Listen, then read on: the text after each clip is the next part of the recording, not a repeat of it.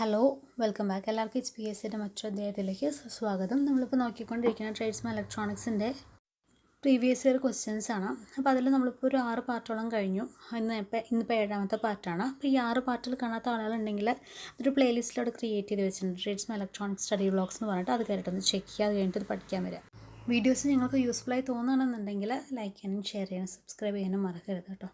അപ്പോൾ നമുക്ക് ക്വസ്റ്റ്യൻസിലേക്ക് കിടക്കാം. First question, CC amplifier is used as. CC amplifier എന്ന് പറയുന്നത് കോമൺ കളക്ടർ ആംപ്ലിഫയർ ആണ്. അല്ലെങ്കിൽ കോമൺ കളക്ടർ കോൺഫിഗറേഷനിൽ ഒരു ട്രാൻസിസ്റ്റർ നമ്മൾ വർക്ക് ചെയ്യിക്കുന്നതാണ് ആ ആംപ്ലിഫയർ ആണ് കോമൺ കളക്ടർ ആംപ്ലിഫയർ എന്ന് പറയുന്നത്. Transistor common collector കോൺഫിഗറേഷനിലായിരിക്കും.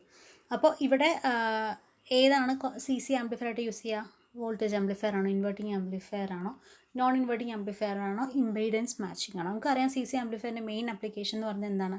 Impedance matching ആണ്. അപ്പോൾ ഓപ്ഷൻ ഡി ആണ് കറക്റ്റ് ആൻസർ.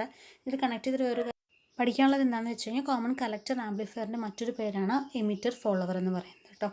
അടുത്ത question, which of the following atom can be used as P type impurity. നമുക്കറിയാം 2 ടൈപ്പ് ഓഫ് ഇമ്പ്യൂരിറ്റി ഉണ്ട്. ഡോപ്പിംഗ് നമ്മൾ ചെയ്യുമ്പോൾ P ടൈപ്പും ഡോപ്പ് ചെയ്യാറുണ്ട്, N ടൈപ്പും ഡോപ്പ് ചെയ്യാറുണ്ട്. അതിൽ P ടൈപ്പിനും N ടൈപ്പിനും സെപ്പറേറ്റ് എക്സാമ്പിൾസ് ഉണ്ട്.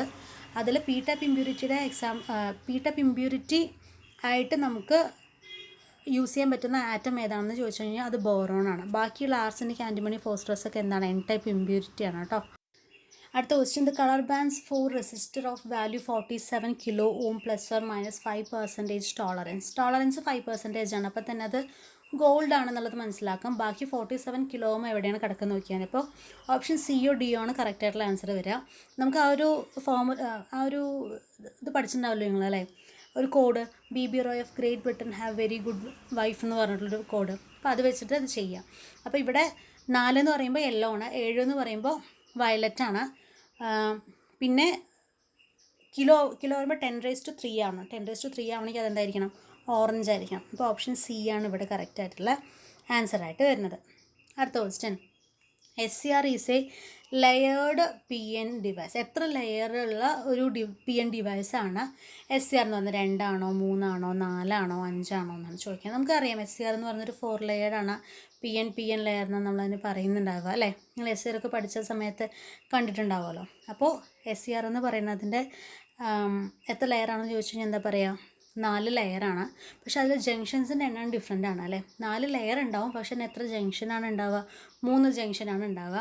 അതിനെ ഓൺ ആക്കുന്നതിന് നമ്മൾ എന്ത് പറയും? ട്രിഗറിങ് എന്ന് പറയും. ഓഫ് ആക്കുകയാണെന്നുണ്ടെങ്കിൽ കമ്മ്യൂട്ടേഷൻ എന്നൊക്കെ പറയും അല്ലേ. അത്ര ഡീറ്റെയിൽ ആയിട്ടൊന്നും ചിലപ്പോൾ നിങ്ങൾക്ക് വേണ്ടി വരും എന്നുള്ളത് അറിയില്ല. ചിലപ്പോൾ വളരെ ബേസിക് ആയിട്ടുള്ളതൊക്കെ ചോദിക്കുള്ളൂ. കാരണം 10 ലെവലുള്ള ആ ടൈപ്പ് ഓഫ് എക്സാമിനേഷൻ ആണല്ലോ.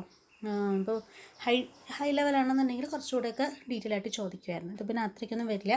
ബേസിക് ആയിട്ടുള്ള കാര്യങ്ങൾ മാത്രം നോക്കിയാൽ മതിയാവുമായിരിക്കും കേട്ടോ. SCRൻ്റെ ഫുൾ ഫോം എന്താണ്? Silicon controlled rectifier. കൺട്രോൾ ചെയ്യാൻ പറ്റും എന്നുള്ളതാണ് എൻ്റെ പ്രത്യേകത. അടുത്ത question, to generate 1 MHz signal the most suitable circuit is. 1 MHz സിഗ്നലൊക്കെ ജനറേറ്റ് ചെയ്യണമെന്നുണ്ടെങ്കിൽ നമുക്ക് യൂസ് ചെയ്യാൻ പറ്റുന്ന ബെസ്റ്റ് സർക്യൂട്ട് ഏതാണെന്നുള്ളത്? വെയിൻ ബ്രിഡ്ജ് ഓസിലേറ്റർ ആണോ, ഫേസ് ഷിഫ്റ്റ് ഓസിലേറ്റർ ആണോ, കോൾപിറ്റ്സ് ഓസിലേറ്റർ ആണോ, ഓൾ ദ എബവ് ആണോ? നമുക്കറിയാം ഒരു 100 KHz ഒക്കെ ആണെന്നുണ്ടെങ്കിൽ ഏതാ വരിക? RC ഓസിലേറ്റേഴ്സ് ആണ്. അല്ലാത്തൊക്കെ LC ഓസിലേറ്റേഴ്സ് ആണ് വരിക അല്ലേ. LC ഓസിലേറ്ററിലൂടെ എക്സാമ്പിൾ ഏതേ ഉള്ളൂ? കോൾപിറ്റ്സ്. ഹാർട്ട്ലി ഉണ്ടെന്നുണ്ടെങ്കിൽ ഹാർട്ട്ലി നമുക്ക് എഴുതാവുന്നതാണ്. അപ്പോൾ ഓപ്ഷൻ സി ആണ് കറക്റ്റ് ആയിട്ടുള്ള ആൻസർ. അടുത്ത question, modulation used in TV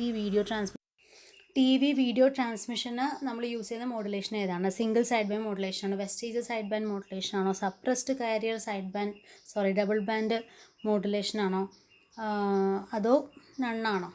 നമുക്കറിയാം TV വീഡിയോ ആണെന്നുണ്ടെങ്കിൽ AM ആയിരിക്കും, ഓഡിയോ ആണെന്നുണ്ടെങ്കിൽ FM ആയിരിക്കും.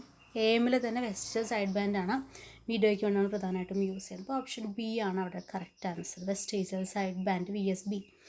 അടുത്ത question, energy of an inductor. ഒരു ഇൻഡക്ടറിൻ്റെ എനർജി എന്ന് പറയുന്നത് എന്താണ്? മാഗ്നറ്റിക് എനർജി ആണോ, ഇലക്ട്രിക്കൽ എനർജി ആണോ, ഹീറ്റ് എനർജി ആണോ, ലൈറ്റ് എനർജി ആണോ? ഇൻഡക്ടറിലുള്ള എനർജിയും കപ്പാസിറ്റർ എനർജിയും ഡിഫറെൻ്റ് ആണ്. ഇൻഡക്ടറിലാണെന്നുണ്ടെങ്കിൽ മാഗ്നറ്റിക് എനർജി ആയിരിക്കും, കപ്പാസിറ്ററിലാണെന്നുണ്ടെങ്കിൽ അവിടെ എന്തായിരിക്കും? ഇലക്ട്രിക് എനർജി ആയിരിക്കും അല്ലേ. ഓപ്ഷൻ എ ആണ് കറക്റ്റ് ആൻസർ. അടുത്ത question, it is not possible to fabricate on an IC. ഒരു ICയിൽ നമുക്ക് ഫാബ്രിക്കേറ്റ് ചെയ്യാൻ പറ്റാത്ത സാധനങ്ങൾ ഏതൊക്കെയാണ്? ഇൻഡക്ടറും കപ്പാസിറ്ററാണോ, റെസിസ്റ്ററും കപ്പാസിറ്ററാണോ, കപ്പാസിറ്ററും ട്രാൻസ്ഫോമറാണോ, അത് ഇൻഡക്ടറും ട്രാൻസ്ഫോമറാണോ? ട്രാൻസ്ഫോമർ എന്തായാലും ഒരു ICയിൽ ഫാബ്രിക്കേറ്റ് ചെയ്യാൻ പറ്റില്ല എന്നുള്ളത് എല്ലാവർക്കും അറിയാമല്ലേ. അപ്പോൾ ട്രാൻസ്ഫോമറും കപ്പാസിറ്ററും അല്ലെങ്കിൽ ട്രാൻസ്ഫോമറും ഇൻഡക്ടറോ, ഇതിലേതൊന്ന് ഓപ്ഷൻ സിയോ ഡിയോ ആണ് അവിടെ കറക്റ്റായിട്ടുള്ള ആൻസറായിട്ട് വരുന്നുണ്ടാവുക അല്ലേ.